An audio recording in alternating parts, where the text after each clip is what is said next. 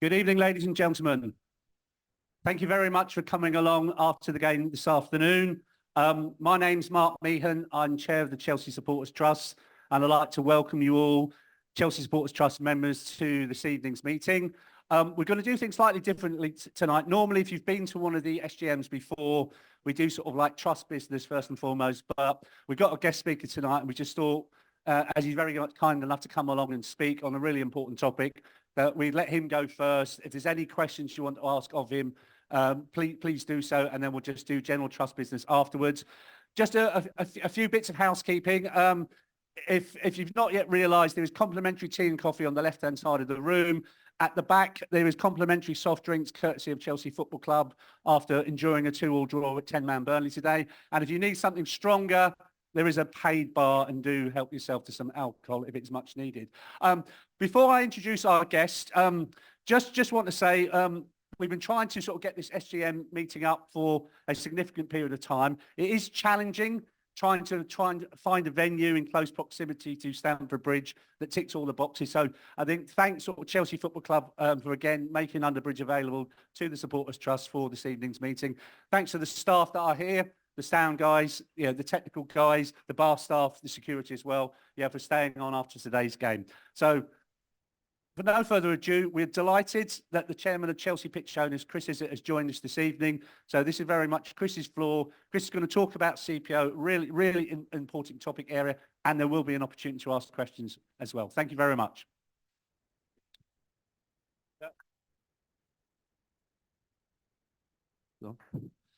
Good evening. Thanks very much for giving me your time this evening. Just like to take a few minutes to talk to you about the Chelsea Pitch Owners, PLC as it is. I sort of came into this thinking I'd be preaching to the choir, but the more I think about it, if you're like me, 10 years ago, I knew nothing about CPO before somebody bought me a share, and I got to think a bit more about it and research a bit more about it, and began to realise how important this actually is. It's a unique situation, certainly in the UK. I'm not aware of many other places in Europe which have the same situation as we have here. So it's worth just re-emphasising again, maybe even for those that do know, and I know a lot of you guys are shareholders, and we appreciate that. As our American bosses here will say, thank you for your service. But it is very, very important, particularly with some of the things that are going on around the club at the moment, that we just go through maybe one more time just what Chelsea Pitch Owners is, what it does, what it stands for, and why it's important to everybody. So the brief history, I won't go into it in chapter and verse, but going back to 1997 when it officially started, although it had been in the offing for a couple of years before that. Ken Bates, bless him, had set the thing up, and the Chelsea Pitch Owners, with shares bought by the fans, became the owners of the freehold for the pitch. Now, as you technically speaking, you can see where the red bricks go around the outside of the ground. You see the bits within that brick line are the bits that the Chelsea Pitch Owners own. Everything else outside that, the environs of the ground, the bits around that are owned by the football club.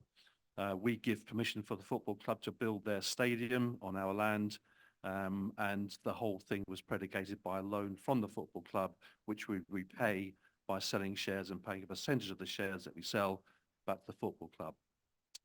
Now, since 1997, we have sold approximately 26,500 shares, which means we've paid off roughly 20% of the loan. Now, that loan itself was built over a period of 199 years, so we've still got 172 years to go.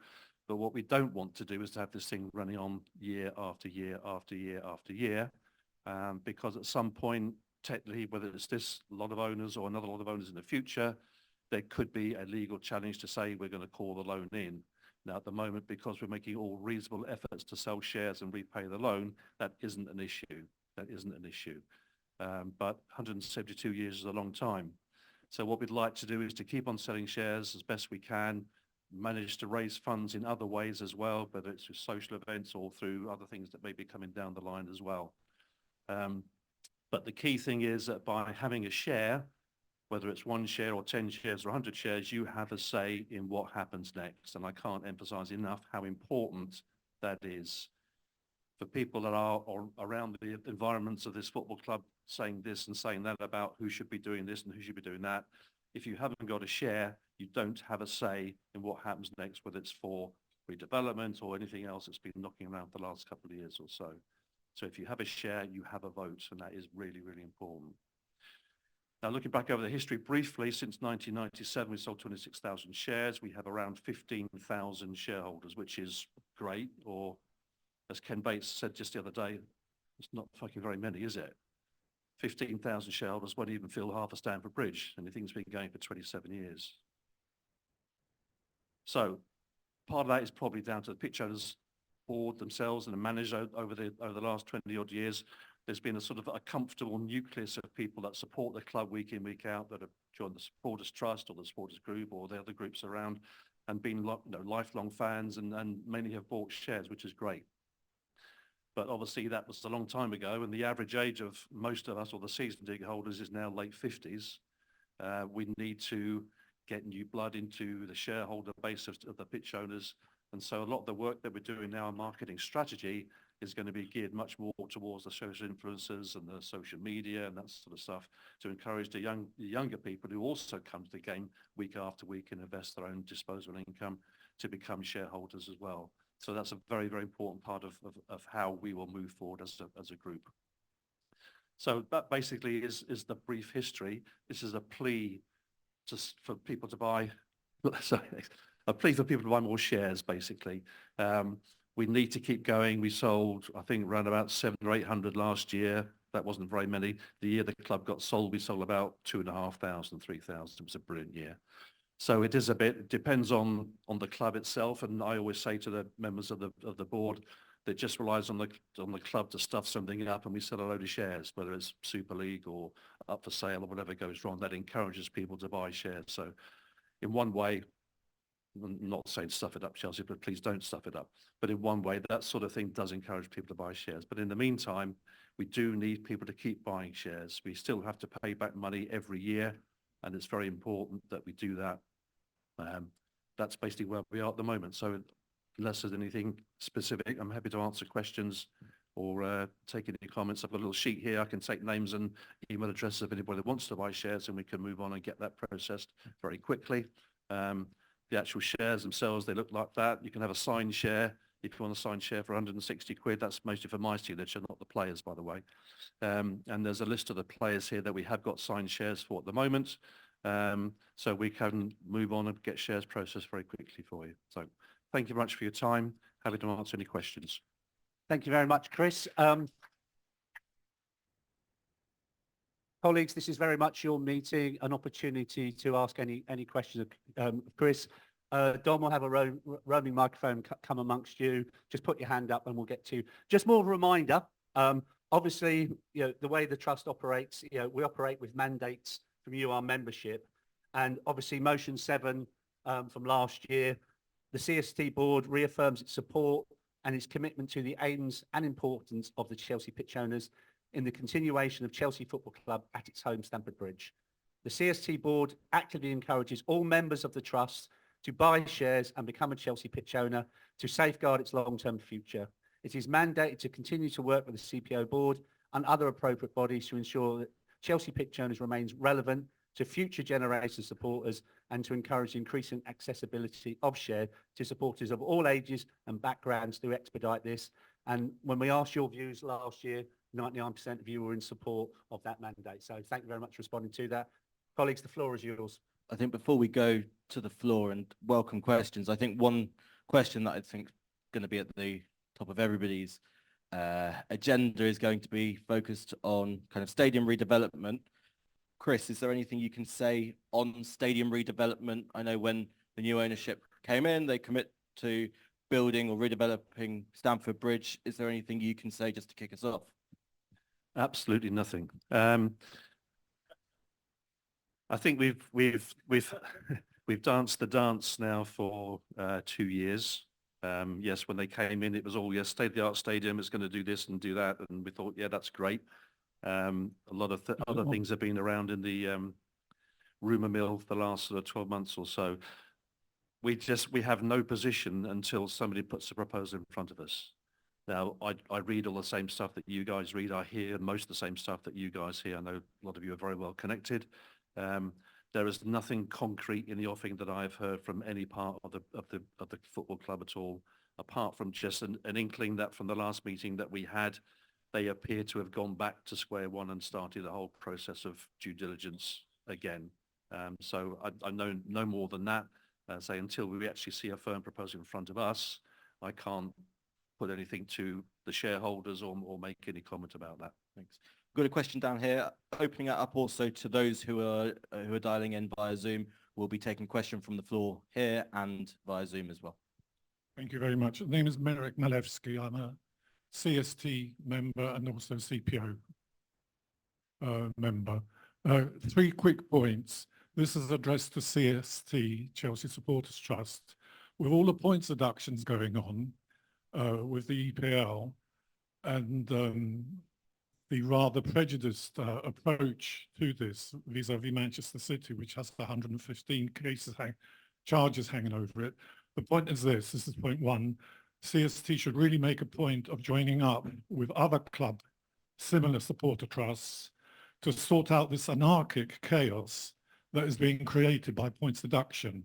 I know we Chelsea are in the firing line for some apparent misdemeanor from years ago, but the main point, number 1, is for CST to join up with other club supporters trusts and to put an end to this anarchic chaos of point deductions. Second point, addressed now to CPO, is if any stadium redevelopment does take place, I think the redevelopment should be placed in the hands of CPO. I will give one example what's happening at Fulham.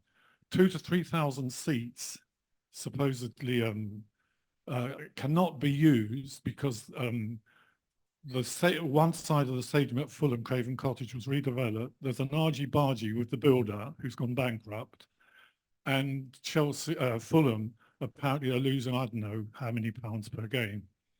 So the warning sign here is any redevelopment, CPO should seriously consider being the custodians of the development. Thirdly, and lastly, I believe that the current arrangement stroke contract with the club should be renegotiated because I think the peppercorn rent CPO is receiving per game is laughable. We are due for a much greater fee. Whilst I applaud and laud the selling of CPO shares, I don't think that's going to bite into the loan in any way. What has to happen is a fair, up-to-date, renegotiated lease and rent for the use of the football pitch. I rest my case. Thank you very much for listening. I'll cover one and just say, well, we're doing trust business at the end of this session from Chris. This is very much CPO. But I think really good point, question 1. We are members of the Football Supporters Association. We meet regularly and have dialogue with other football clubs. I imagine our next meeting, because obviously since we last met with the FSA before Christmas, we've seen the Everton and Nottingham Forest situations change quite rapidly, quite dramatically. So I'm certain that your suggestion is a really good one. We'll be having that conversation, A, with the FSA, but also with our counterparts at other football clubs. Good point. Okay. To answer the other 2 points, first and foremost, as far as the redevelopment is concerned and who runs it, it wouldn't be for CPO to run that project because it isn't our stadium. It's our land, but not our stadium. So it's down to them. They have to put their proposal to us to get our consent to rebuild on the land. But I don't think we're not in the position to be project managers on a billion plus rebuild. But we'll rest assured that the CPO will be very, very heavily involved in those discussions as and when that happens. Just to answer your second point on the peppercorn rent, the peppercorn rent is basically in return for the interest-free status of the loan. Now, to stand the cost of financing £8 million a year for the next 172 years may work out to be a little bit more than we get back in rent. I'm not sure, but at the moment it works. Also, rest assured that if and when the proposal does come in for redevelopment, it will involve a fairly significant conversation around all the pertaining conditions that relate to the lease and the loan documents at the moment. Yeah. I've got a question over here. Yeah, my question's a lot quicker. Just on the share price, the £160, it seems quite a lot. Is there any way that the share price can be reduced? I would think considerably to encourage more shareholders and the existing shareholders. If it was reduced by a certain percentage, maybe if you've got one share, as companies do, they do a script issue, and they would end up with 4 shares and sell the shares cheaper. Okay. I'm sure there's a reason not for it, but I don't know what. Yeah, it is a good point, and it was a point that was brought up. I think it was around about 2016, 15 or 16. We did introduce a £25 share at the time. We sold as many shares at £25 as we had sold at £100 a year before. So our turnover richly was reduced by 75%. We then discontinued that B share, as it was called, a £25 share, reintroduced the £100 share, and we're still selling the same volume as well. So from a financial point of view, it actually made no sense to sell at £25 because we didn't sell 4 times as many shares and our revenue declined, quite simply. There was another point about that the actual share itself is £100. The most basic share that you get is £100 plus £10 admin. So 110 is the entry price point for a straightforward email share to use to print out at home and frame. For £160, you can get a share signed by a player, and it comes on a share certificate like that, basically. So that's another nice way to do it. And if you have a particular friend, this is a Ben Chilwell one. There's, we have a list of all the players that we've currently got stock of shares for. That includes some from the women's team as well. We have a fair amount of shares on hand if you want to buy those. I've got a question from the Zoom, Mr. Martin Wickham. Can a football club that is allegedly happy to exploit legal loopholes and market weaknesses regarding transfers be trusted not to try the same way of invalidating the club's agreement with CPO, therefore seizing the ground back? It's a £64,000 question. I can't even begin to answer that. Hi, my name's Clint Steele. I'll ask you a couple of questions, actually. One thing I'm going to pick up on, you just mentioned that the average CPO shareholder is 50 years old. No, the average season ticket holder. I see. Yeah. Have you got any idea of the average CPO shareholder? No. Because I'll tell you why I asked the question. I have one share. My father bought the other share. My father's now passed away. Now, it's difficult. He didn't put it in his will to leave to me. So are we finding ourselves in a situation where many people have bought shares, they've passed away? Would it not be in the interest of the CPO to contact every CPO shareholder through email and give them almost a default name that if anything were to happen to them, that would be passed on to a person of their choice, like a son, a cousin, or whatever? Because otherwise, as people buy the shares, of course, people are passing away. And we'll never, I've got a cousin, or a nephew rather, who's a Chelsea fan, doesn't come out. If I passed away, I'd give it to him. But if I passed away without giving to him, those shares effectively just disappear. So I'll put that to the CPO board. Yeah, Clint, that's a very good point. Thank you for raising that. Go on, sorry. A couple of other things. I understand that a new person has been brought in to the club in regards to the development of the stadium. I don't know if I'm right or wrong of that. Have the CPO board been in contact with that individual? Is one question.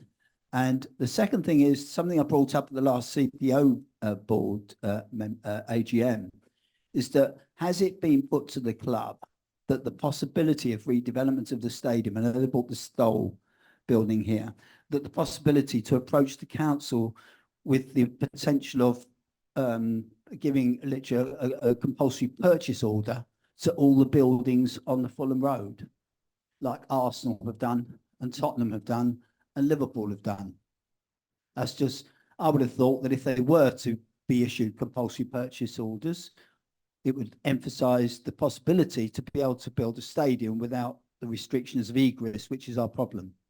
So I would put it to the CPO board to ask the club that maybe this is an opportunity that should be looked at. Yeah, I think that last was a good point. It sort of goes outside of the remit of the CPO. Our remit is very much revolved within these four walls, if you like. I'm sure that the club will be looking at all those sorts of options going forward because they've talked about all sorts of wonderful plans, and even going back to the previous ownership, they were looking at some very exciting options for redevelopment as well. So I would imagine it's within their thought process at the moment, but I would be happy to mention that to the next time we speak about it. Going back to my age, and remember the other points you made. Oh yeah, transferring of shares is something that can be done, and it can be done very, very easily, just with an email or a phone call, just to say, please, can these shares be transferred? So that could be done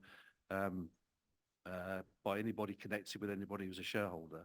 But the point you make is a good one, and we'll see if we can actually find a way to email people. It's not everybody has email addresses. This has come up in CPOHMs before, and there's been a lot of sort of anti about why do you only email people rather than writing to them. It costs us around about £7,000 to actually do the postage just for an AGM, which is why we prefer to email where we can. But I think it's worth following up on your point, and we'll try and find a way to get some communication out to everybody about the point that you make. So thank you for that.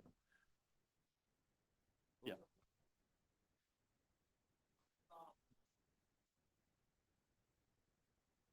Okay. Sorry, Chris, can you just repeat the question? What Clint said, Don, was what does he do now with his father's certificate now he's passed away? Okay, there is a very simple process that we can manage through our admin staff where we can just have that share transferred. So do you have the details of that share? Okay, so an email into shares@Chelsea Pitch Owners will actually allow that process to happen. So just the details of that share will need to be transferred to, and it can be done very quickly. And I think the third question Clint said was, have you met Jason Gannon? Yes, I have. Jason Gannon is the new Chief Stadium Officer.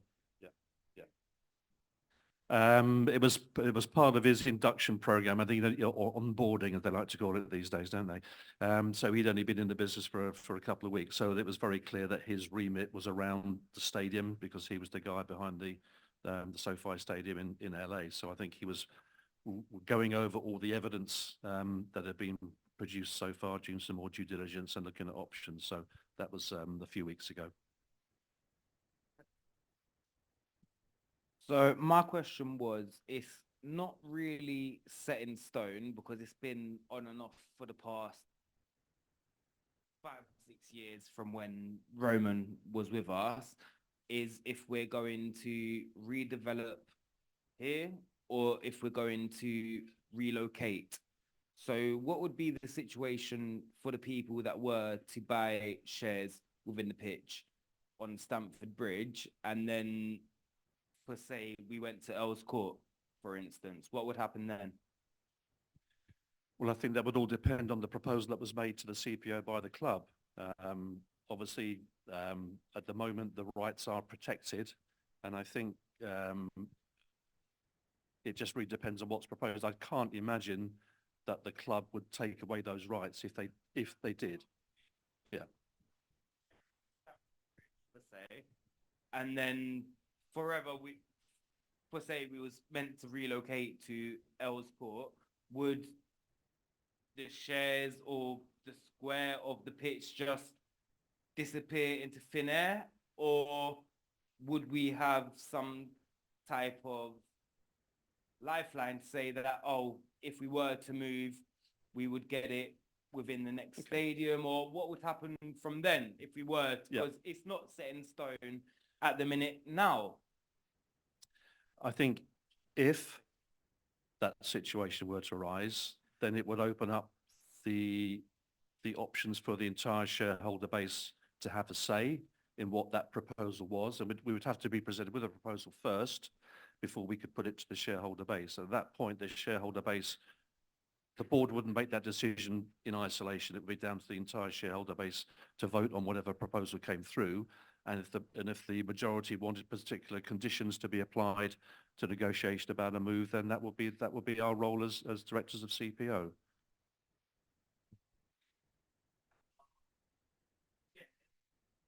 Can you just wait till the microphone comes? So if we were to move, it is a possibility that our shares within Stamford Bridge could then be lost? Or what would happen if we were to move stadiums or areas completely? I can't imagine any scenario, if that did happen, where the rights of CPO weren't protected and transferred to a new site. One from Zoom, and it's almost a continuation of Clint's point. Would the CPO ever consider a discounted junior share for those under 18, under 20, as a way to encourage young supporters to get involved with the CPO? Is that something they'd consider? It sort of goes back to a previous point that was made. We did reduce the price to £25 a few years ago exactly for that reason, because we wanted to encourage younger fans to become shareholders, and they didn't at that point. It may be something that we could consider again. We would have to put that to the board and see if there was a willingness to pursue that again. But it didn't work last time. I'm not sure it'll work again this time.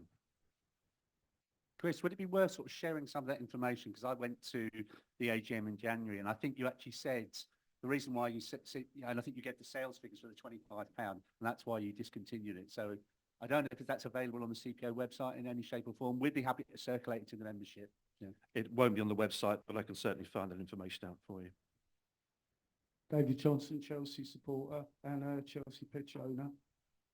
You mentioned trying to sell shares. I've got a handful of them, but I bought one when Janet Rainbow used to run the office across the road, and you used to get a little card.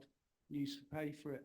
You could pay a tenner a go. Why don't you offer people the opportunity to set up a direct debit for £10 a month for 11 months and then buy a share? Because £110 to a lot of people, I know the people running this club probably think they probably tip the weight around £110, but the majority of people that I know who come to this football club, they're going to struggle to pay for their season tickets. And if you want people to buy Chelsea pitch owner shares, you should make it as easy as possible. And I won't bother bringing up my usual point. I won't bore anybody with that whoever's heard that before. But Yeah, we've heard it before, Dave. I think the question about buying instalments is a good one, and we did have a pay by instalment scheme that ran for years and years and years. One of the issues that we had is that we still have in trust, in escrow, if you like, a large sum. I think it's a 5-figure sum of people that have paid something towards a share, either forgotten about it or given up, or perished thought, died or moved on. And so we've got bits of shares that have been sold over the years, and nothing much has happened. So it is a good point. I think it is relying not just on the CPO, but on the individual, if that was the case, to see the thing through to the end. Because we have, Dave, wait for the microphone. Sorry, what was it? I was going to say, if you set up a standing order, that money would come out automatically. And it's just 11 or even 22 payments of £5, and that's cheaper than a pint. All these are great ideas, and we're happy to put those to the board and see what they think. I think it's on one hand, £100 now compared to £100 in 1997 isn't an awful lot of money. So it could be that's an easier amount of money. Now, if people put away 10 pence a week in 1997, they could afford a share now. So there's a lot of different ways to try and do it. At the moment, there seems to be a good volume of traffic at £100. And the cleaner we can make it and keep our costs to a minimum, then the happier we are in many respects. But it's a point worth making, David. Well done. Just aware of time, so we're going to go on to our last 3 questions. Yep. And Nathan. Hi, Chris. So I can't see. You said, and I took advantage of that offer, that the CPO shares was £25. You didn't sell any more then than when they were £100. Is that due to poor marketing? And also, it's 2024. You've got virtually no social media presence. Is that something you're going to address? Okay, the £25, was it poor marketing? It was in response to a large amount of comments at AGMs going back to I think it was 2015, 14 or 15. I can't speak for the marketing effort at the time. I wasn't involved, but you'd have thought that more could have been made of it at that time. I don't know if it was well advertised or not. Can't answer that, I'm afraid. Social media is very important. We've actually made appointments onto the management committee of the CPO, at least 2 specialists who do an awful lot of social media now, and they're reviewing that whole part of our business to make some significant changes. I think you'll see a lot of new stuff coming through in the next few weeks as it starts. Quick one from Zoom. The most expensive CPO option involves a presentation of your share before a match at Stamford Bridge. Please could the CPO explain this option in further detail? Okay, the club gives us a limited number of home games a season. I think it's around about 6 or 7 home games, at which for an additional fee, a shareholder can be presented with his share on the pitch by a squad member before a game. And that then is put on a presentation share with a picture. I think it's a squad picture with the player themselves. And that presentation made to say before the game, it tends to be even before the warm-up. And I remember when I had mine done, it was right before kickoff, which was a much more good use of time. But obviously rules have changed and conditions have changed as to what the players are allowed to before the game now. So the presentation currently takes place around about half an hour before the game. A squad member presents the I think it's about 7 or 8 is the maximum that we can have shareholders at any one presentation. And that is then photographed, and the shareholder gets photographs of them being presented with the shares by the squad player. Thanks. Just one more over. Hello. Yeah, Kim, season ticket holder, CST member, CPO member. Okay, I was told to keep it short, but I'm going to ask a question which might be a bit long. One is, the first question is, do the club, that with the new owners, do they understand what CPO are about? I mean, are you having regular meetings with them? Would be my first thing. The other thing is more a suggestion than anything else. The whole thing about the £100 and the £25 and all the rest of it. I bought mine when it was £100, but it was £100. It wasn't £110 and it wasn't £160. And when I say to people, look, you can get a share for £100, they go, oh, look, I've gone online. No, it's not 110. It's not 100. It's 110. It's blah, blah, blah. So why can't it be £100 again? Would be the first thing. The second thing would be that because of the £25 issue, those are people who've got £100 thing now have 4 shares instead of 1, yeah, because of the people who bought the 25 quid one. I was just wondering whether, as a sort of in-between possibility, that you could offer £100 for 4 shares from one person. So like if you've got a family of 4, for example, I mean, I have my godson, who's a Chelsea fan, has 3 kids. Between the 4 of them, he could therefore he would have to pay the £100, but they could be in 4 different names, just as sort of interim measure, because we do have that 4 different shares now, those of us with the 100 quid. Yeah, that's a good point, and I think it has come up in discussions recently, and I think that's worth revisiting for sure. I think it's a good idea. The £100 is the value of the share. We have to administer that share. We have to fill in all sorts of forms for Companies House. We have to do postage. We have to do all sorts of other bits and pieces as well to make that work and keep good records that can be inspected by HMRC at any time they want. So £10 is the minimum that we can charge to cover our costs. Otherwise, we'd be making a loss selling shares. Charles, I tick all the 3 boxes she did as well. I was going to raise issue about marketing in a similar way, but a slightly different example. One of the most obvious ways to do, I think it's the lack of marketing. There are some technical legal things which I'm not even going to go into now, but one of the most obvious way to increase the user base is, and I know it can't be done this year, but it could potentially be done going forward, is at the point that season ticket holders and members renew and overseas chapters renew, that the club, that it could be a process that on the form that you tick a box and then set up a process where you could do it. In that way, you would get an awful lot more marketing for free, but also a lot more throughput of potential shareholders, although there are some legal and complications involved with, I could imagine. So you're talking about renewing with CST? Right. When somebody gets a renewal for a season ticket or membership, they can either tick a box or have a thing there, would you like to join the CPO? And then, but that process would then have to be independently audited to protect the interests of the shareholders and the club. But it could generate an awful much more things.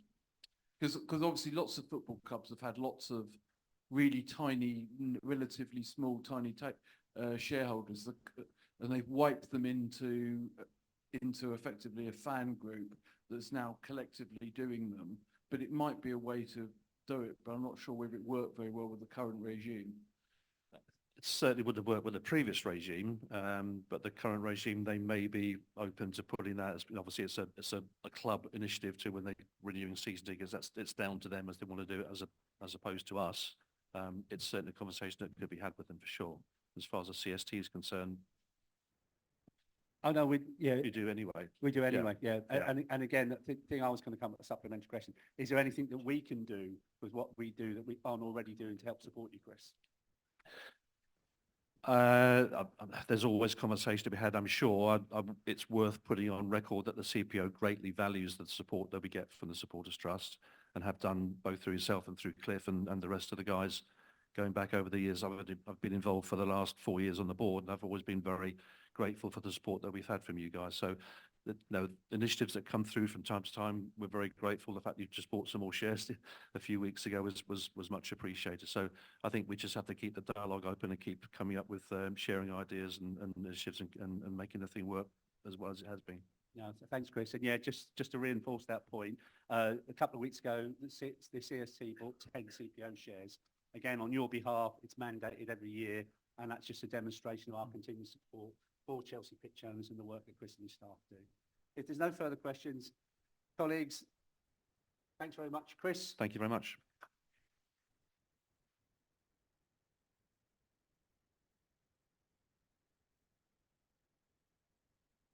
Chris has got to head off, but I would say if you've got any further points, I don't think Chris should object. You know, we'll probably hang around for a short period of time. I know he's got to head off to somewhere else this evening. But again, if there's any follow-up points, you know, there is the standard CPO email you could follow up. Clearly, we'll do what we can to promote the good work the CPO does. We know there's digital people starting shortly. We'll have a dialogue with them. Anything we can do in terms of what they put on social media, and we can lend our support to them. But thanks again, Chris. And thanks very much for your questions, colleagues.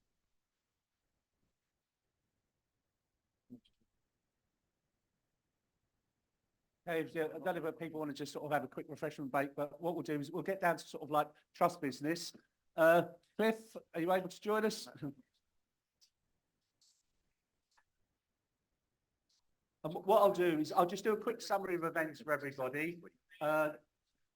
Just pick up on one particular issue that people might want to hear about. And then we'll put it open to the floor. Any questions, comments, feedback from you, the membership. I think first and foremost, those of you last Saturday night that were here at Stamford Bridge will be aware that we had our 5th Stamford Bridge sleep out. Thanks for people that took part. Thanks for people that donated and support the people that were sleeping out on what was a very cold Saturday night last week. So far, with everybody's support, we have raised £22,000.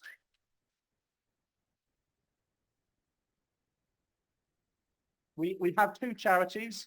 We have our continued support for the marvellous work that Stoll veterans do, but we have a new charity this year, which is the Barons Court Homeless Project, that are based in Talgarth Road in the Borough of Hammersmith and Fulham, who provide support and outreach service to homeless people in the borough. It's our first sort of charity relationship with Barons Court Project. Michael Angus, if you're not already following him on social media, please do. He is a remarkable man.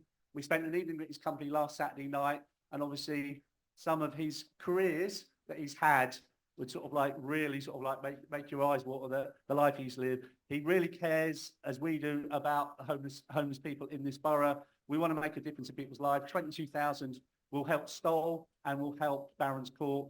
But again, if you haven't donated and still want to, you can still go onto the Just Giving site and go to the Chelsea Sports Trust website.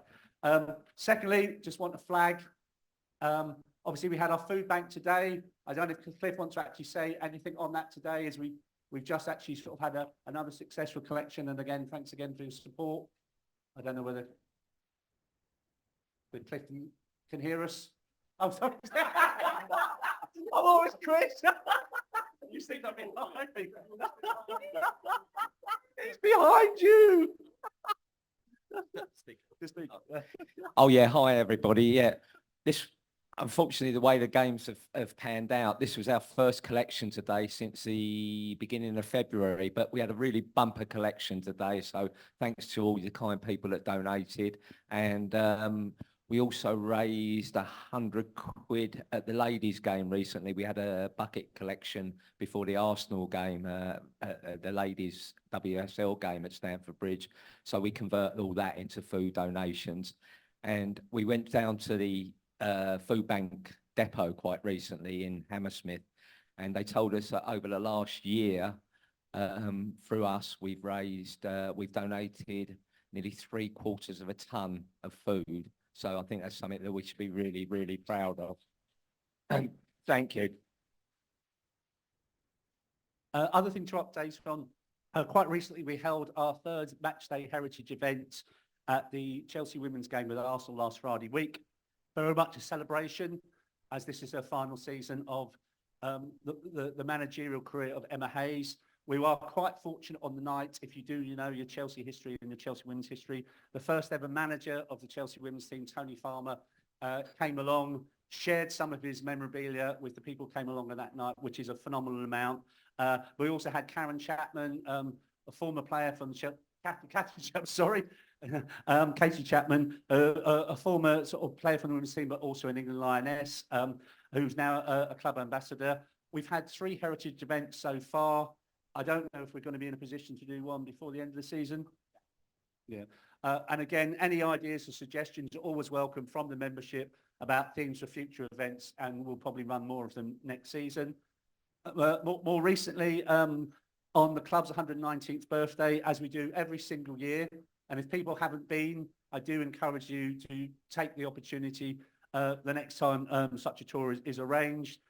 We laid a wreath on the grave of Henry Mears, who was obviously buried in West Brompton Cemetery and was obviously the founding father of Chelsea Football Club. We did a tour of other graves from some of the key directors that set the club up at the time. I think the starting thing I learned from that is most of the former directors of the club, when they set up in 1905, either owned pubs or spent most of their time drinking in pubs, or died of an early age related to alcohol. More recently, my vice chair, Mr. Rosso, was invited by the Financial Times to speak at their Business of Football Summit on behalf of the trust. Dom, what happened? So this is probably the 3rd or 4th time they've done this, and every year they're getting the best minds apparently in football together into a big summit in London, and every year they've forgotten to invite the largest part of the football family, and that is the supporters, which I thought was crazy. And actually, to be fair to them, they did as well. So they gave fans out of a 2-day summit 25 minutes to speak. Make of that what you will. I attended alongside Deborah Dilworth from the FSA, the Football Supporters Association, and a representative from MUST, so the Manchester United Supporters Trust, to talk about fan engagement. And I'm sure we will talk about fan engagement quite a lot in 10 or so minutes. It was a really encouraging debate, and I think the feeling amongst all supporters is that clubs must do better, not just Chelsea, but all clubs, and not just hear what supporters have got to say, but listen and act upon that. And I think, speaking to friends at the FSA and at MUST, we feel that there's a moment that's coming, not just at Chelsea, but across the Premier League, in which fans are really going to get the hump. But it was a really insightful event. The link to the sessions on our website, and I would urge you to listen to it in full.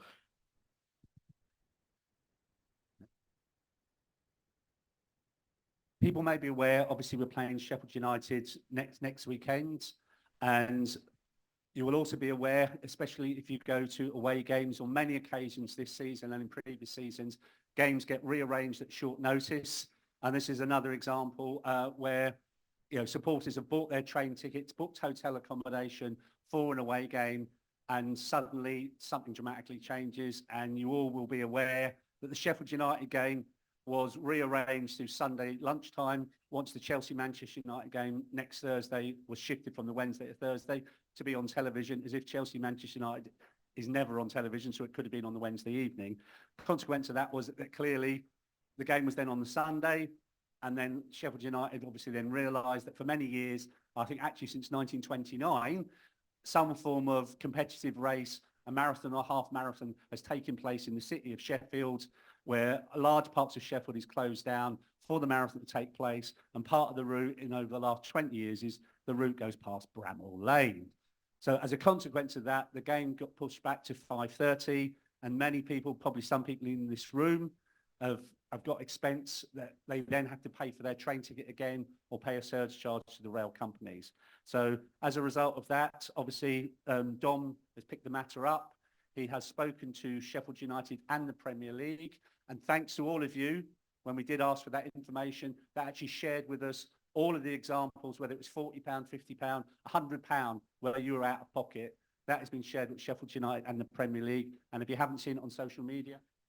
Yeah, I could not believe it when I saw the email. They are going to look into opening up some sort of small compensation scheme for those who had purchased non-refundable train tickets. Great news, because to the best of my knowledge, this sort of thing has never happened for Chelsea. I know there have been a couple of instances where clubs had reimbursed fans from other Premier League clubs. I know Newcastle set one up and Pompey set one up about 10 years or so ago. But for Chelsea and for the Premier League to be so supportive of it, it's really important that a Premier League director responded to me within 10 minutes saying, "Thanks, Dom. We've got this. We will be in touch." And they have been. They've been in touch with Chelsea, and they're just, to the best of my knowledge, ironing out the final details, and hopefully we'll be able to make an announcement in due course. But that's really pleasing, and I'm happy to say that we will be pushing for this to be happening anytime a fixture is changed twice. It's bad enough that fixtures are only announced 5 weeks before the kickoff, because as we all know, train hotels go up to a ridiculous amount. But when they're changed again, we believe it's only fair that the body who made a mistake compensates the fans.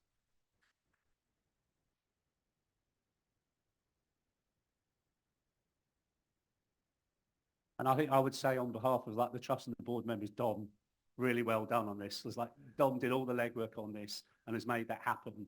And again, if that becomes a benchmark for future games, not for just Chelsea Football Club, but other Premier League clubs who are seeing their games change at short notice, it's a bit of a groundbreaking achievement. So well done, Dom.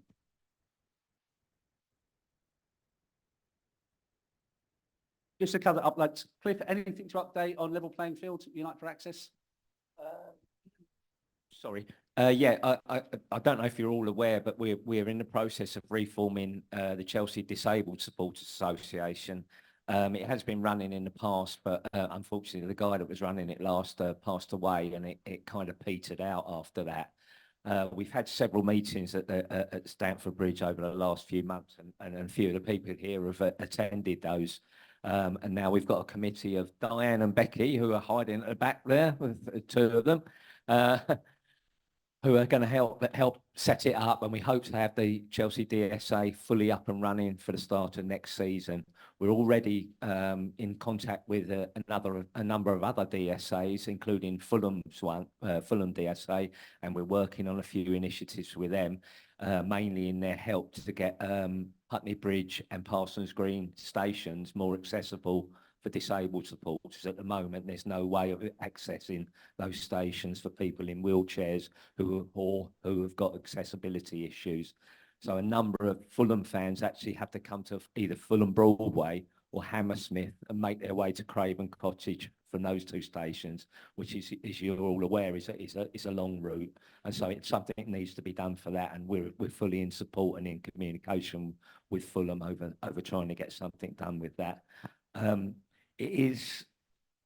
We could have maybe set the DSA up a bit quicker, but we wanted to do it properly. And so we've allowed ourselves a bit of time, and we're going to be really pushing it in the summer to get it fully up and running for the start of next season. So I hope as many of you can be involved in that as well, because it doesn't just apply to disabled people. It applies to educating able-bodied people with the needs of disabled people as well.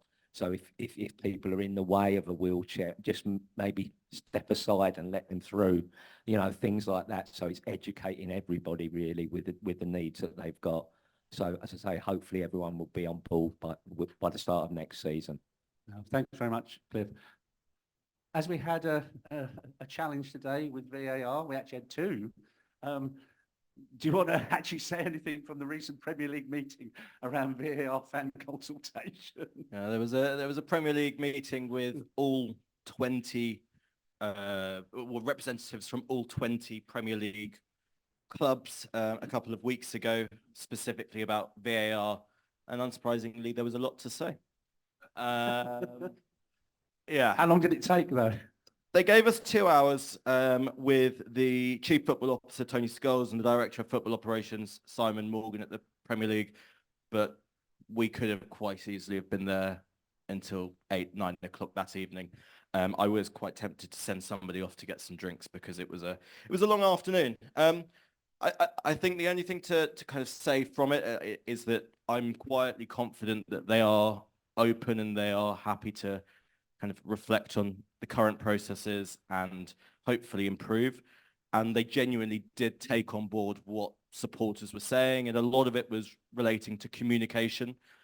In stadium communication is that, especially for us, who I'm sure majority of us are regular match-going supporters, is really tricky. Something that often comes to the top of my mind about VAR this season was the incident in the first half against Spurs when Caicedo scored the goal, flagged as offside. We didn't really know what was happening. Penalty, red card, and for me it took 2 WhatsApp groups and a semi-decent knowledge of how VAR works to figure out what's going on. And that was an example that I gave to the Premier League, and they said, you know what, communication needs to be improved, and the process, and then the results. I hope they take it on board, and I hope they genuinely listen to what I thought was really good feedback received from them. And again, we're going to make sure that anything that we receive from the Premier League is communicated out with all our members, not just here, but those who we've got. Thank you very much, John. Just a couple of points from me, and then we'll open up colleagues to any questions, comments, or feedback. Today, if you're in and around the vicinity of the hotel, the megastore, or in and around the ground, a number of us were handing out sort of business cards like this. We might have some of them still, where we once more were hosting our over-the-line mental health sessions at Stamford Bridge. It is challenging out there for people. Mental health is a real issue for many people, including Chelsea supporters. We have a partnership with Hamilton, Fulham, Ealing and Hounslow Mind staff who are specialists in this particular area. We're at Stamford Bridge today with us supporting them. There is a quiet space that Chelsea Football Club have made available, that if people are coming along and having a difficult time, there are people that work in this area they can provide support and a quiet conversation and a cup of tea with. Again, encourage your colleagues, your friends, look at the Overline website. It is a really small thing, but a really important thing that takes place every chance we get at home games when they're held at 3 o'clock in the afternoon. And then the final thing, just want to add, and this is probably the most important business, many of us were at the Brentford game quite recently, and I think many people were surprised when we fell 2-1 down to probably a below par Brentford team, at the reaction very quickly from many supporters against the manager and against the owners. And how we operate as a trust is we always try to be a barometer of Chelsea supporters' feelings. We had lots of contacts from some people in this room, from our membership, and we took the decision to write not just to Todd, to all of the board. And when we write to the club, we always put a lot of time and a thought into what we say. When we do it, any letter that we send goes to all of the board, and you'll see many letters we've sent come from all of the board. We may not always agree as individuals, but clearly before something goes out, we get to a consensus that what we do is the right thing to do. We're always thoughtful about when we write to the club. Despite what gets written and said, we're not having a go. We're trying to be the barometer of supporters' feelings. And obviously we can't, control some of the things that happens. But obviously the letter that we sent to the club was sent with the best intentions. What we're trying to say to the club is we were concerned, we hope you are too, of that sort of reaction. There's been some issues at some of the games this season. And what we're just sort of saying, this is not a reflection on anything that happens currently with fan engagement at Chelsea Football Club. This letter was not about the CST. This letter was not about the CSC. This letter was not about the CSG, the Fans Forum, the Fans Advisory Board, the Women's Group, all the supporters groups that do get a chance to engage in a dialogue. We are fortunate, we are lucky, but we are a select few. And what we're trying to say to the club, and if you've never read it, I do encourage people to read it, the Tracy Crouch fan-led review. One of the recommendations from the Tracy Crouch fan-led review was to encourage all Premier League clubs, first and foremost, to set up a fans advisory board. So Chelsea have done that, and that is a positive step forward. And secondly, one of the other things they should consider is having what's called a town hall open meeting with your supporters. Very much what we are doing here this evening, colleagues. And so when we were writing the letter to the club, we were basically saying, actually, there's good in fan engagement. There's lots of good things that are happening at the club, but we want you to go further. We want you to have a dialogue, not with us, because we talk to you. We want you to have a dialogue with your supporters, the 40,000 people that come every other week, and wider than that as well. That was the intention behind the letter. We have a lot of time and respect for Danny Finkelstein. We have a very good working relationship with Danny. Danny gets fan engagement, 100%. He's a supporter like us, and he's been a season ticket holder for many years. What we're just saying is, it's not about Danny. Danny gets it. We need everybody at Football Club to get fan engagement. And that's why we were saying to the board, look, come out, talk to the club. We know you've got challenges. Have the conversation with the wider support base, not just the select few. Anything you want to add? So, Yeah. Well, yeah. Sorry, just going off at a big tangent here. I just wanted to add something to what we're doing, and I'm sure Pete won't mind me saying this, but we're resurrecting the Chelsea supporters football tournament at Cobham this year. So sorry to go off on a tangent, but I thought I'd better mention it while it was in my mind.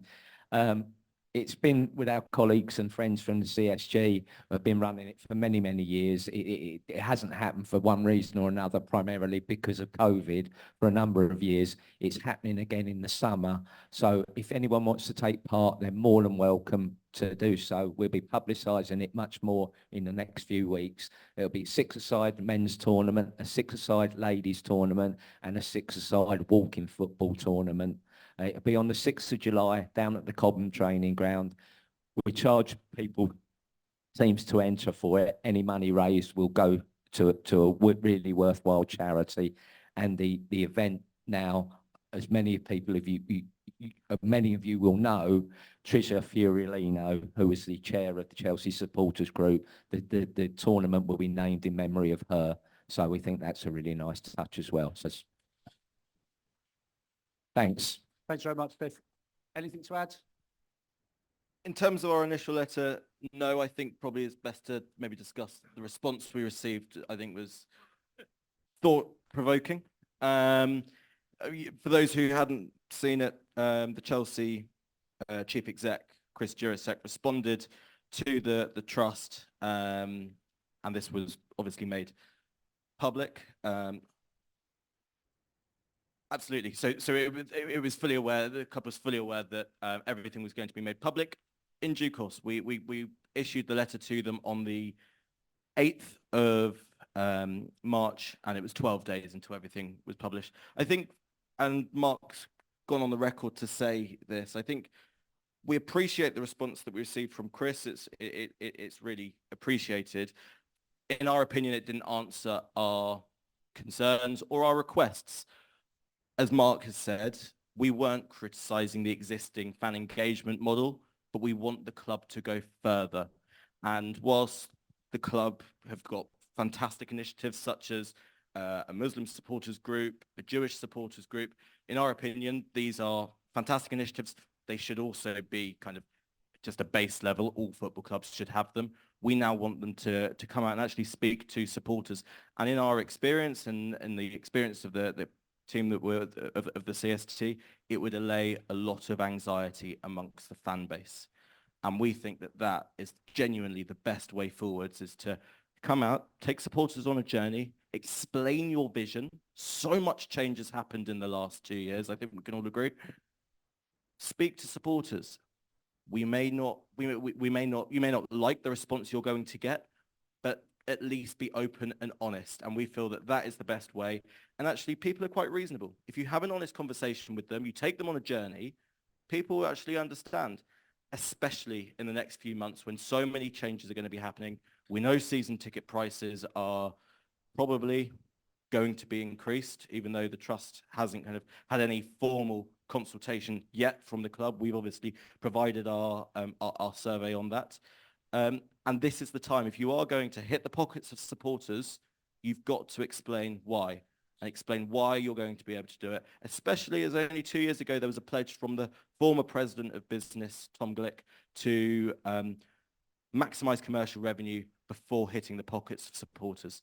And if you aren't going to maximise commercial revenue before you hit the supporters' pockets, you've got to come out and explain that, in our opinion. I would welcome conversations. This, again, your meeting. This is your meeting, colleagues. This is sort of very much a town hall meeting that Tracy Crouch and the Family Review proposed. Questions, comments, and even, if people thought we were wrong to do it, happily accept criticism as well. We don't always get it right all of the time. But as I said at the beginning, we just thought, from talking to a lot of people, we will never represent every single Chelsea supporter. That's impossible. We represent our membership. And when we were speaking on behalf of the membership. Okay, question here. It's not really a question. It's more a statement of support. It's not been easy for the people in the CST and others in this last week.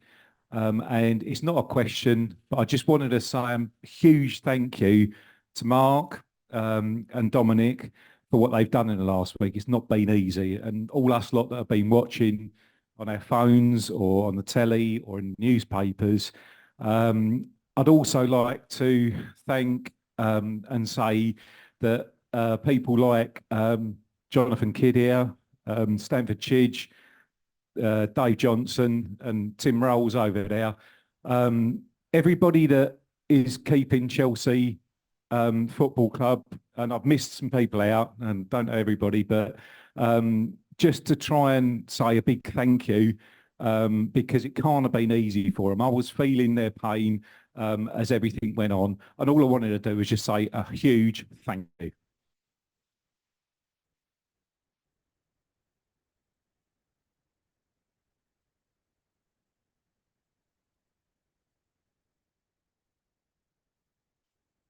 Absolutely agree with you, Mark. The club have to engage with the supporters more, and Dom brought it up about season ticket prices. They got it so wrong at the start of this season with the women's game. Most women's supporters only found out their season ticket prices had gone up when they logged on to renew, and they'd gone up from 50 to £110. They got it so wrong. They must be held to account. They must communicate with us. Nathan, mate, I totally agree. I totally agree. Last season, they got it wrong. And I would hope that the club reflect on the feeling amongst a lot of the women's supporters, a lot of the women's season ticket holders, and that's reflected in the 24-25 season ticket prices. I really hope it is. I don't know what it is, because you look at the Emirates for women's games, they're selling out 60,000. And I think it's a real shame that potentially, and this is a very much potential, because of the ticketing structure here at Stamford Bridge, we're not selling as many as we possibly can do. I really hope they reflect on that, and next season we can advance on the women's attendance here at Stamford Bridge, because actually once it gets going, it is brilliant. It really is brilliant, and we're really proud to be supporting that. At the beginning of the season, we bought 150 tickets for local schools to attend. A lot of them, their first game at kind of a big stadium, because a lot of them just never had that access. So we're proud to be supporting it. We work really well with, and we've got a great relationship now with a lot of people who lead on the Chelsea Women, so Chelsea Women's Supporters Group, Chelsea Pride, and we're proud to support that. In terms of the men's season tickets for next season, yeah, I totally echo that. We've said to them, you've seen what's happened when you get it wrong. Please don't get it wrong. We've given our advice, we've given our comments, we've run 2 surveys this season on tickets and season tickets. We've given them our feedback. It's now for them to digest that and to produce, hopefully, something that's not going to upset the wide support base. Hi. Can I ask you your views on the statement released by the Fan Advisory Board in response to your letter? Just what you thought of that. It seemed to me like they're trying to turn people against each other, maybe. I don't know if you can say, Mark, it might be an NDA. I think what I can say is there is a meeting on the Fans Advisory Board next Tuesday. And I think that's an opportunity for me to speak privately with my colleagues on the Fan Advisory Board. And again, it's been very difficult for me the last week. I've kept an eye on social media. They are Chelsea supporters like us. They don't deserve criticism, colleagues. Whatever people's views are, they don't deserve criticism. Yeah, people are entitled to their viewpoint. All I can say is I haven't lost my mind. I haven't sent one letter and one statement and then sent another statement criticising myself, because I would really have lost my mind then completely. Yeah. So there's a conversation to be had. It needs to be done privately, and I will do that next Tuesday with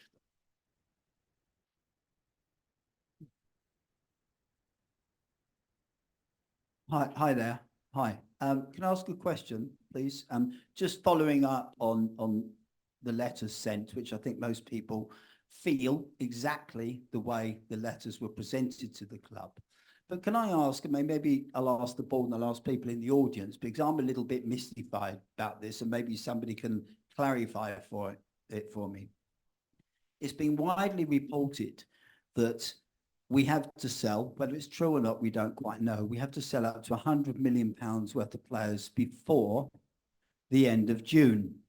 So if that is the case, am I right to understand that, I don't know if it's a good thing or a bad thing, but from the 1st of July, in theory, the club are then able to go and buy millions of pounds worth of more Brazilians, under 17s, because we're in another 3-year sector. Does anybody know whether that is where we are at the moment? So I think the trust's always been clear that we deal with matters in the boardroom rather than on the pitch. It's a very valid question. However, I don't think we can give you an answer simply because I don't think we know. We can ask, but we always try and distance ourselves from playing matters, whilst I appreciate that it does have an impact on everything else within the club. We can certainly ask, and if we get a response, I'm happy to come back to you. It wasn't necessarily with our club. It was just asking if anybody knew how these football fair play, or now they're being changed, how it actually works. If we reach the end of June, or whatever's happened previously, we either deal with it or we're fined or deducted points. From the 1st of July, do we then move into, or do all clubs move into another sector of 3 years going forward? That's really the question. I just wonder if anybody knew the answers to that. It's a good question. Charles has got his hand up.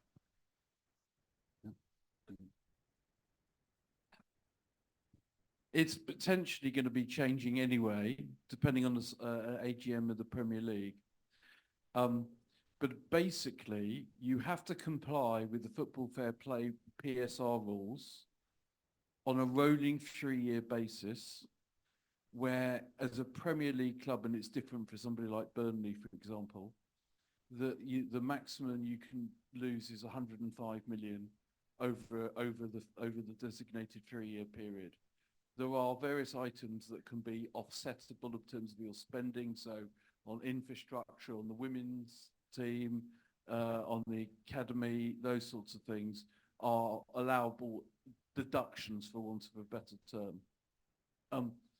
Clearly, this year, people have moved, the consequences has moved in the Premier League into what the EFL have done for a number of years, and the criteria are different because the limits are different. And now they've been using them to apply points deductions, which has to have as a material point. I would argue, because I looked at it, the actual figure that you're saying about 100 million is not 100 million in sales revenue. It's actually 100 million in profits, in my mind, which is a substantially different thing.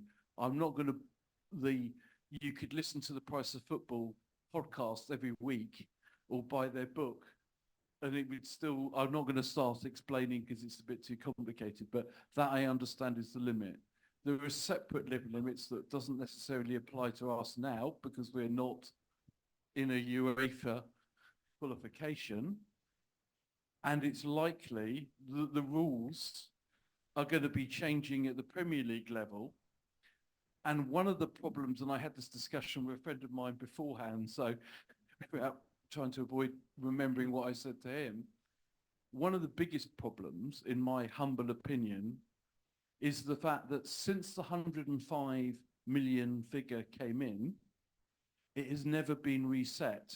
So it's the same problem that you probably complain about, or you know people who complain about, the concept of fiscal drag with your tax, that if you don't put up the personal allowance, so if you use the football inflation. Charles, could you do a shorter version?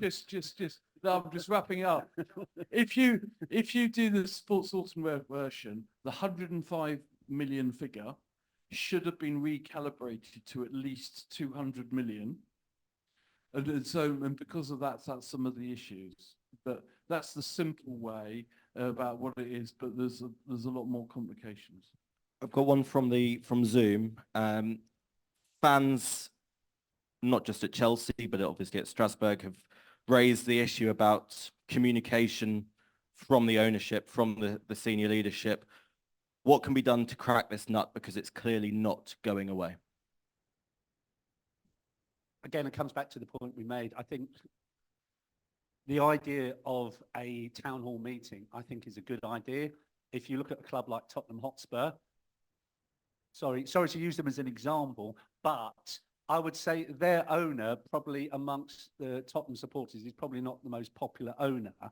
And yet Tottenham held a town hall meeting at Spurs that season ticket holders and members like you have tonight through Eventbrite came along and had a meeting and had a dialogue about Tottenham strategy, direction of travel, what the manager's philosophy is. And I think if Daniel Levy can achieve that, I'm sure that our football club could do something similar. And it comes back to when we went through the bidding process and we met all the bidders, including Todd. And one of the things Todd was really keen to do, and we've made reference to it in the letter, was to make Chelsea the trailblazer in supporter engagement. We actually want them to be. We want them to be the best football club that engages with their supporters in the Premier League. And a good starting point would be to have that open conversation. They can decide the rules, that they can decide the invitation. But I think there's a lot of merit in coming out and having a dialogue with your vision, your strategy, the challenges they face as a football club. And I think many supporters would welcome that. It could be through Lee Parker hosting a session. It could be, and a number of people go to the fans forum in this room, a really super duper sized fans forum. There's ways and means. I'd like to think we will continue to have a dialogue with the club on this and continue to talk to their officials. Because I think there's something in this, and we'll keep raising that on supporters' behalf with the right people at the club. I think it's important. I think it's important to note, we're not going to allow this to go away. I know it'd be really great if we just acted like really good little boys and girls and we just said, thanks so much for meeting with a couple select supporters, and that's your fan engagement. You go to the fans forum, done. No, I'm sorry. Everything has been changed at this football club.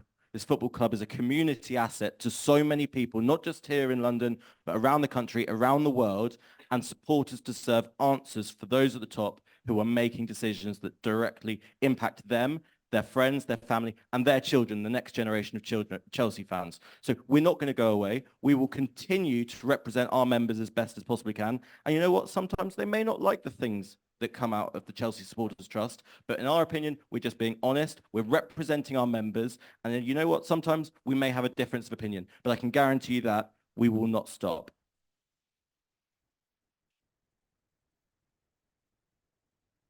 And I think the thing I'd add, if you go back to the letter, and when it goes in my name, but it is the Supporters Trust response. This is not about me. This is about all Chelsea supporters. I am just a mere representative. If we were a very large company, we would have shareholders meetings once a year where the shareholders then have a dialogue with the board. You, all of us, are emotional shareholders of this football club. You care deeply and passionately, probably beyond reason sometimes. You probably behave irrationally sometimes in what you do, but you care deeply about this football club.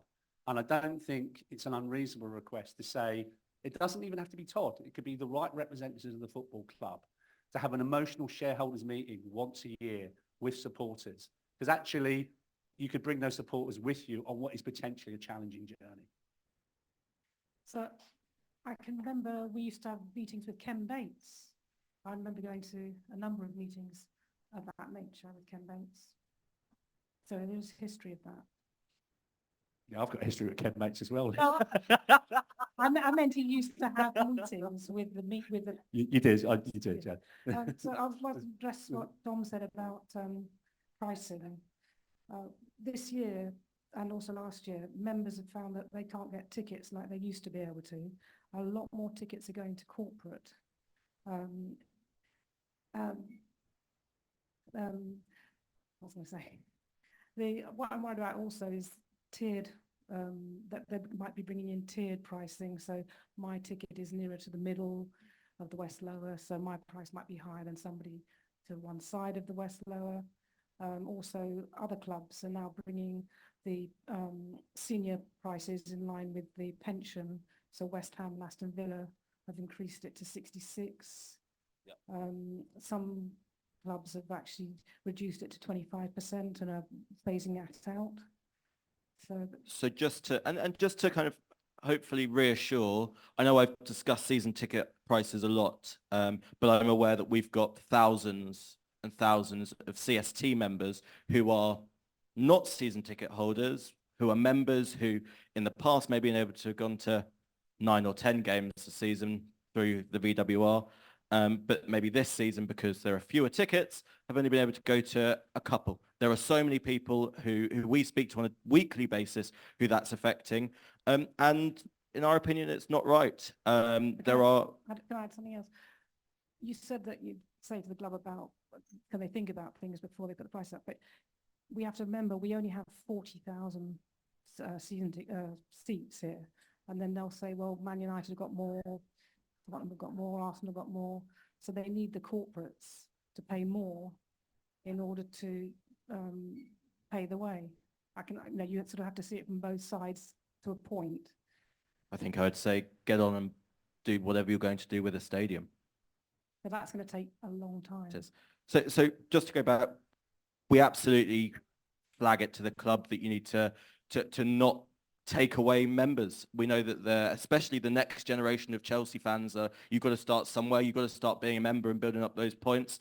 And if you are making fewer seats available to members, it's going to be really hard to get that next generation of Chelsea supporters and season ticket holders. As Clinton said, or Mark said, we have the oldest average age of season ticket holder in the Premier League. We're really concerned about what happens with the next generation of supporters. There is a huge gap, and we're really urging the club to think reasonably about that. With tiered prices and concessions, within our letter, we asked the club to park those ideas. We're aware that they've been floating around and they're causing a lot of anxiety for a lot of people. We've asked them to park that at the moment. We as the Supporters Trust think it's just it's too difficult at the moment, and there's so much tension around it. We've asked them to park it. Again, officially as the CST, we haven't been given any further information on what they're going to do next season. Yeah, about the letter. First of all, about the letter, the letter. I think it didn't go far enough. It is toxic at the moment. We all know it's toxic at the moment, and I'm not even talking about on the pitch, which we could go somewhere else with. There's so many little things that are bothering everyone. I mean, really little things. Some like the music is too loud in the Matthew Harding upper. Yeah, and we've asked. We can't even speak to each other. It's a joke. I may be the only person that this bothers. I don't like the fact that we no longer have our triangular corner flags because we won the FA Cup. Now, I'm sorry, that was important to me. We've got square ones. Why? Anyway, those little things. The bigger things are actually much more important, obviously. The things like the possible tiered pricing. The reason why me and the 20 people around me have our front row, well, the first 5 rows, Matthew Harding upper tickets is because we queued up for 14 bloody hours back in 1990, whatever it was, to get the bloody things. All right. So, and if you want to get rid of us, if you want to, what happens if they start charging more for those tickets because they're in the middle, because they're at lower tier? Some people will be able to afford them and some people won't. And then what? Our family is broken up. They're already breaking up our family by selling all our Cobham kids. To break up our family in terms of supporters, people who've sat together for 10, 20, 30, 40 years is outrageous. And they've really got to be doing something. I did ask earlier in terms of the CPO, are we having meetings? I'm sure you are having meetings, but we need meetings and we need them to take some notice of us, and they're not. And actually, in terms of there's Chelsea specific stuff like that. There's also like all around the whole FSA, the whole everything, the times, the stupid who does it actually work for to have an 8:15 kickoff? It's not like you can put on, if you're a broadcaster, you can put on one game at 7:30 and then another one at 8:15 because that's half a game. So who is it for? I know people who run pubs, they're not happy with Friday evening games. They're not happy with those late times. The FSA has got to get together, and maybe we need to look at some clever things. Boycotting doesn't work. I think personally, what I do is do have a boycott, but like not buying anything in the ground, no programs, no food, no drink, no shirts, no anything. And I'll tell you what, I would have completely every single Premier League fan going along wearing just black. Stop wearing red, stop wearing blue, stop wearing anything. We're just wearing black. Everyone's wearing black. Take the colour away off the bloody telly so that they're beautiful things. Anyway, sorry, that's a different thing. But basically what I'm trying to say is they're making more money from the TV and all the rest of it, and we are being messed around all the time. The prices for us are going up, the times are being messed around, the whole thing. They are getting more money and we are getting messed up, and someone needs to say stop.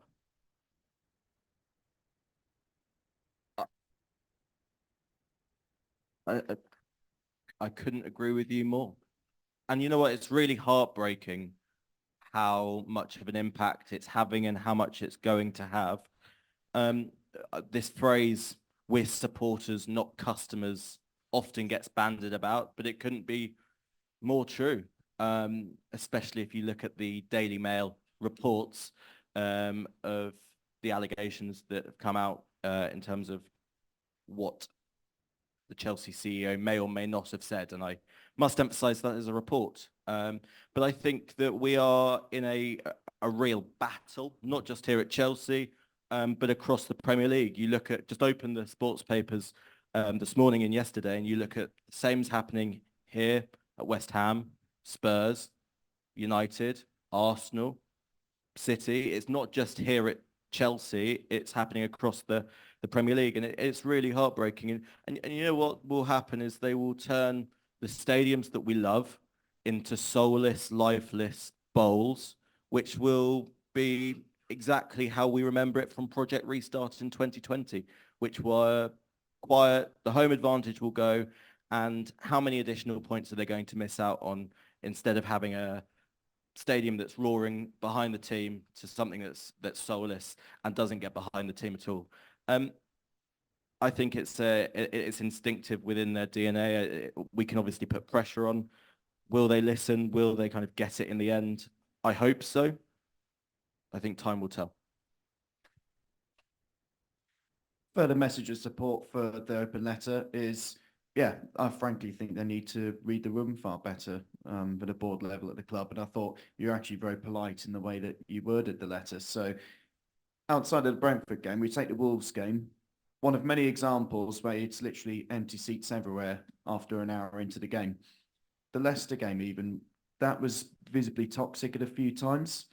And on top of obviously the support for the letter, obviously I appreciate it has been hard for you guys last week, particularly the coverage in the wider media. And those are frankly ridiculous comments, I think, from somebody on Talk Sport. You probably know I'm talking about, the very outspoken pundit on there. A comeback for you guys to him, where Palace were when he took over versus where they were when he left them. Quite. I think we know who you mean, Ben. Yeah. We've got very good lawyers, by the way. Just quickly, before I make my point, Liz, it's still a fact that football clubs could let everybody in for nothing and still make money. So all that 40,000 against 70,000 at Old Trafford and that, I don't think that washes, to be honest with you. But and I'm not a Daily Mail reader, so I wouldn't know what's been reported about Chris Jurasek's comments. Regarding your letter, I thought that was spot on, but I know that people on the behind Chelsea Supporters Trust, and I know 5 of the 7 people on the fans advisory board, and I know everybody wants to do the right thing on behalf of the supporters, and I'm sorry about what's happened. I'm gutted for you, but I'm totally behind that letter. But Chris Jurasek's response, to my mind at least, was just lip service. And if we ever have a town hall meeting and he's there, when on that, you mentioned that going up to the Brompton Cemetery, when the people from the board had to rush off to go and have a board meeting before they met the supporters, they had like 2 board meetings, and I'll spell this using the NATO phonetic alphabet, just to be clear. I'm led to believe that Chris Jurasek referred to the supporters as Whiskey Alpha Charlie Kilo jobs, whack jobs. And I think that, I'd like to ask him why he's got the cheek to call us that, because if it weren't for the supporters who pay through the turnstiles to come to this club since 1905, he wouldn't be here. This club wouldn't be here. And he's got no right to refer to us like that. And it's not the first time he's dissed us, because he's told the people that represent the supporters he couldn't get, he's been told you'll be hated, this, that, and the other. He went, bring it on. And that ain't on. I think from our point of view, from the CST, we met Chris officially once last September, just before the Wimbledon game, just after the coach subsidy was removed. Despite having dates in the diary with Mark only, we still haven't met with him again since. I would hope that tells you all you need to know as to how that meeting went. Yeah, I just putting on, following Benjamin Lawrence's comment there about that particular comment from a certain individual. I think that was an absolute disgrace, personally. And I'm going to mention his name, Simon Jordan, on Talk Sport. And I don't mind using a lawyer because I think calling all of yous here are ridiculous miscreants. You know, I mean, that was an absolute disgrace. And I think there's grounds there for suing them personally. But which leads me on to say that I think the media have been the big problem here with the letter last week, because they have cherry picked it and turned the letter into a toxic situation that it was never meant to be. And yeah, I just think that's something that should be realised with all of us. I think, thanks, Richard. I think on point one, I think, yes, most of us have either watched or listened to that particular programme, particular person. I think all we can say is the statement he made, there's one particular statement that is factually incorrect. That's for us to take a decision as a board. We may take the viewpoint he's not worth the time and effort or the oxygen, but clearly he has said something on a radio show that is 100% inaccurate, highly inflammatory about supporters trust. So we have to take a view on that. He also published an article, and I know you don't read it, Dave, in the Daily Mail, where he was much more choice about what he wrote, because I think, you know, people scrutinise the printed word more than the spoken word. So he was very careful about what he said in there. Really, personally, I'm not that fussed about Simon Jordan. At the end of the day, he's a failed football club owner. He runs a talk sport show to gain traction. But what he's raised, that's a private matter that we have to discuss at the board and discuss what we want to do. We either take a response back or we ignore him. Got a question from Zoom regarding ticketing, so it's more specific. And this is regarding app match tickets. The club previously said that from 24-25, match tickets would only be available via the app. Now the club says that it does not have a timeline for this. Was the CST consulted initially on the change, or why they've changed the proposal? Yes, and I think a number of supporters groups have had a conversation with the club about digital ticketing. The message I think the majority had given, and I think Peter, you were at that meeting as well, is that might be the direction the club is going, because that's the way concerts and all other forms of entertainment are going. But you have to appreciate, coming back to the point Chris Isitt made, we have the oldest average support in the Premier League at 58. It's going to be 59 next year. So if you are going down digital ticketing, you have to do it slowly, because, yeah, so, yeah. No, not everybody. Like, I was at the theatre the other day, Peter, and like, yeah, I was the youngest person there, and everyone had their mobile phones out, except me, because I'd switched the bloody thing off for other reasons. But we said, look, if that's the direction of travel, and it comes back to almost like it was not connected. It's the same principle what we said about the letter. Do it with the supporters, have a dialogue with the supporters, have a focus group, a small group, and I think the message back from the club that I certainly heard, that's what they were intending doing. It would be very, very softly about going down that pathway, because in an 80-20% world, it'll be fine for 80% of the people now, but what about the 20%? And I know Chelsea supporters, I actually get their tickets for them, because, you know, they're not completely au fait with all things of ordering tickets online, and they are still a major part of our support base. So that thought needs to be, and I think the club will take that into consideration once they go down the pathway of digital ticketing. And also, there's evidence out there. If you looked at the first game of the season, and when we met with them, we did give this as a working example. I think Arsenal have gone 100% digital this season, and they had a real challenge on their first home game. So again, just be aware of what's happening. If that's the journey the club's going, fine, bring supporters with you. We've got about 7 minutes left, so we'll take a few more questions, and then we'll be around at the end, and so we can answer more questions, and we'll be off to the pub. Hi.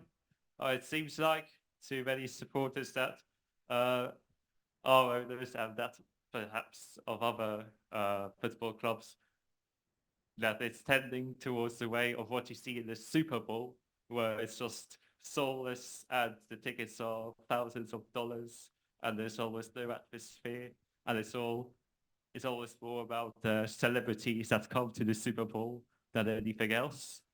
And it feels very concerning that it seems gradually turning towards that direction.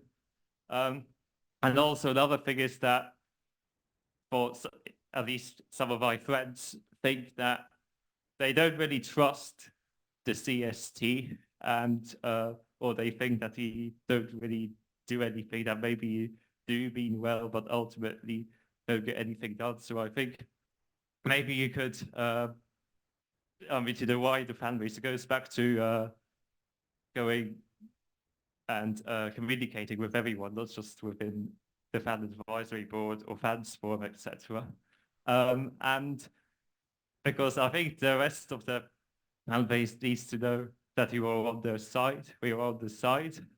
And yeah, I'm just going to now, it's still echoing kind of what a lot of you have already said, that we are concerned and that it's gradually becoming like that in the Super Bowl. And also another thing is, yeah, part of the concern is that also with the transfer strategy, which maybe you're not really dealing with, but we're, for example, concerned about spending all these millions on all these youngsters and selling common players like Conor Gallagher, and we're concerned. So now, for example, I'm very concerned.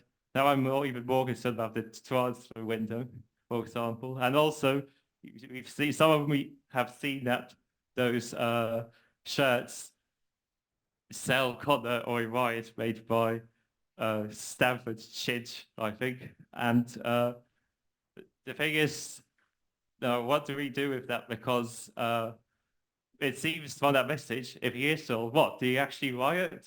What do you do there? You kind of have to back that up, or I think with something. It can't just be an empty threat. So in terms, I'll just start go in order. So in terms of the Americanization of Chelsea, I think that's a concern that, I think it was a larger concern that more and more supporters came up with when we were going through kind of the mandate process for this year.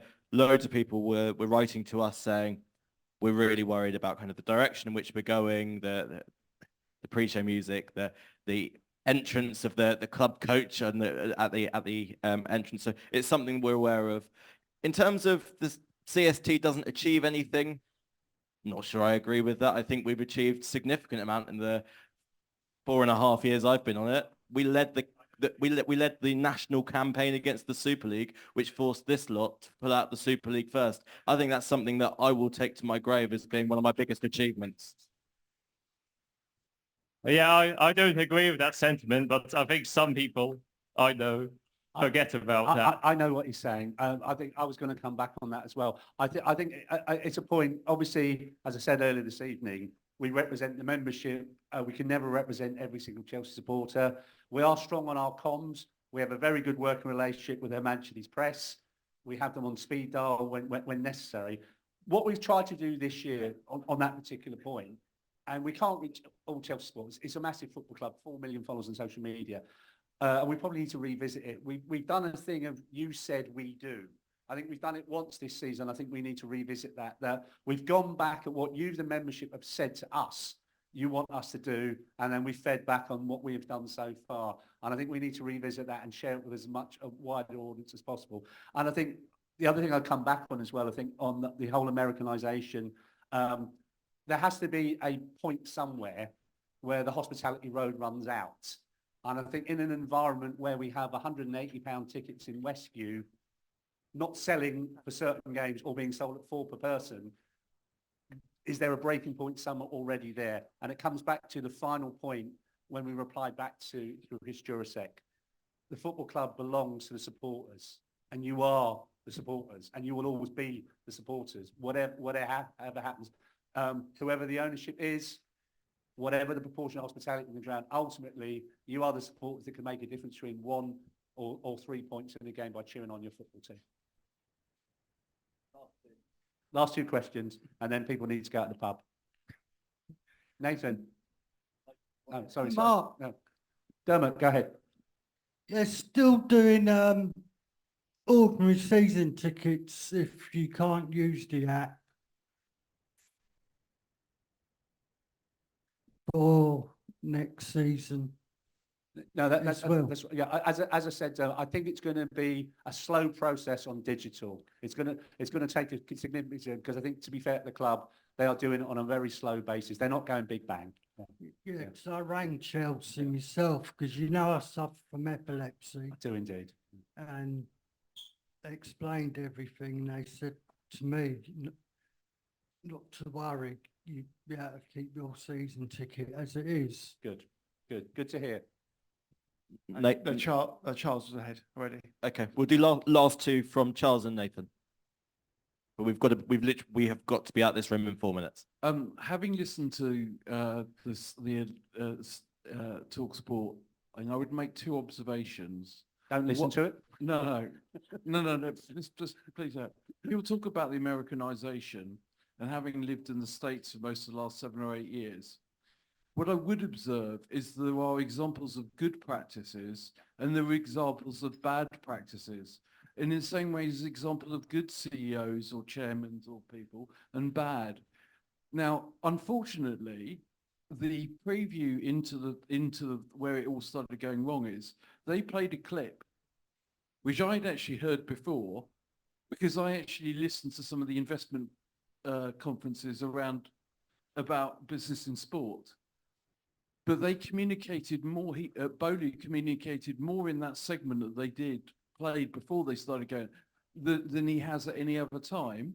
Another club in the Championship regularly gets the chief executive and the manager to go into a studio and do a thing. When they announced the takeover last week, they got 45 minutes. There was more communication in the first 60 seconds or when they announced the 105 million minority investment than I've heard from the Chelsea owners in the whole time that they've been there. So it's actually about communication. Yes. And the other thing about American, I was going to say, when they keep moving fixtures, if the Premier League's biggest target market is America, I know of at least 3 Chelsea fans from America who bought tickets, transport, came here and missed the Newcastle game. So they're not actually engaging their brains. And that's something that Tim Rolls pointed out to them 9 years ago. Yeah, Charles, correct. Just 2 quick points and then Nathan, final question. Yes, there are good examples and there are bad examples. We want to work with a good example. Come back to what I said earlier. The club will want to be the trailblazers in fan engagement. Across all the groups, we support them 100%. We want them to do that. And a good way to do that is much wider communication. Nathan, final question before they throw us out. It's not a question. It's can we finish on something really positive? I know you haven't done your release yet, but can we talk about what we as unofficial supporters groups have just done for the museum? I'm happy to do that very quickly. Very recently, and it's ironic it's CPO here tonight, I went to the CPO AGM, and as part of going to CPO AGM, if you're a CPO shareholder, you get a free tour of the museum. I had a conversation with Adam Burridge, who runs the museum, and Adam highlighted to me that there was an opportunity for the 1950 FA Cup medal of Chelsea's captain. I know we lost 3-0 to Sheffield United, coming available. And I approached the club and said, there's a piece of history here. Would the club be interested in purchasing it? The club have now purchased it. It is now in the museum, it will be on display shortly. That is probably an example of the club, the staff at the club and the Supporters Trust working in partnership together for our heritage and history of our club. Thanks for reminding me, Nathan.